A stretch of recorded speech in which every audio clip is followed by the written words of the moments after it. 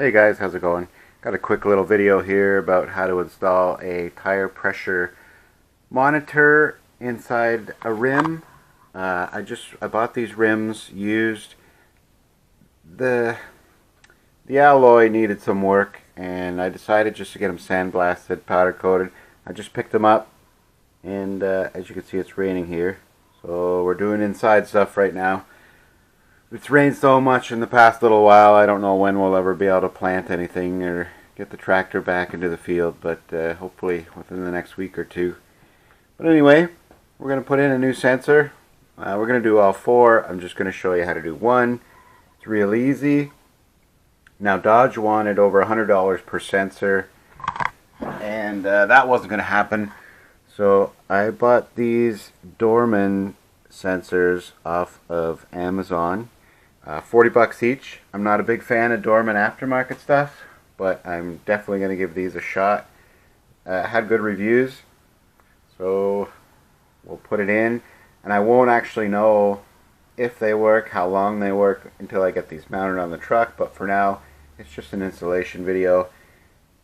Getting these mounted on the truck will probably be a couple of weeks, I'm not sure, depending on my time, the weather, whatnot, getting the tires mounted. But anyway, let's get started. I'm just going to blow some of this rainwater off here, and we'll get at it.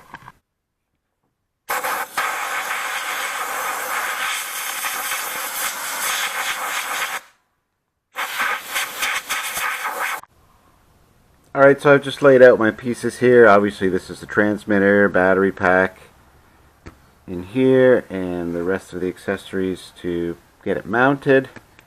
So we'll go ahead and get started with that. So the first thing we're going to do is take our valve stem assembly here, put it up through the hole. It's got a rubber seal on it right here, and this is the nut that we're going to put on top. Basically all we're going to do is put that down and just hand tighten it for now to hold it in place. It does have an actual torque spec, and we'll get to that in a second. So our next step is to take the actual sensor, and you want to make sure that it lays flat against the rim, because there are two ways you can kind of install it. One's right and one's wrong. Now this is the right way, where it lays flat against the rim, and you can also install it out, but that's not necessarily the way it should go. In like this is the correct way. It does have a little screw that holds it in place, and it is a Torx fitting. So for now, like we did on the top, we'll just thread it in by hand. The threads on this screw have a little bit of thread locker, so that'll definitely keep it in place. Now if you want to know, just to get your tools ready, or make sure you have the right tools, this Torx nut is a T20. Now this sensor is adjustable, and I've just got it pressed very close against the rim. We'll just snug that up for now, because this nut here also has a torque setting. So as per the Dorman instructions, they want 35 inch-pounds on this little screw down here. And I do have a 1/4 inch ratchet that I'll use. Now I probably normally wouldn't even use a torque wrench for this. However, I've never actually installed these before. And for the sake of demonstrating it properly for the video, I'll use a torque wrench.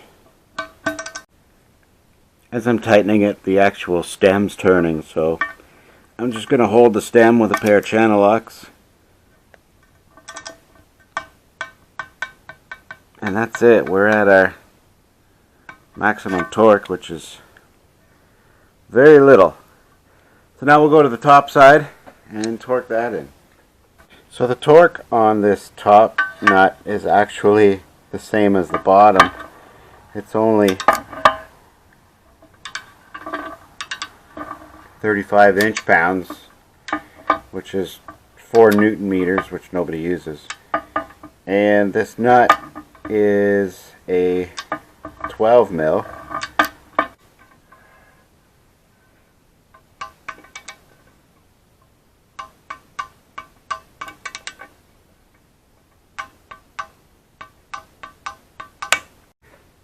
Okay, so there we have it.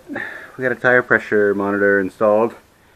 Really easy. It took me longer to get the tools out than actually install it. But like I said, just for demonstration purposes, there it is. That's the proper way to install it. It does come with a cap. We'll put that on. And this thing is good to go. And that's how to install a Dorman tire pressure sensor with Dorman instructions. So all that's left now to see is that it doesn't leak air and that it actually works. And we'll get to that when we get them installed. There you go, guys. Thanks for watching. Hopefully you can do this yourself. Save yourself some time and money. And we'll see you again soon.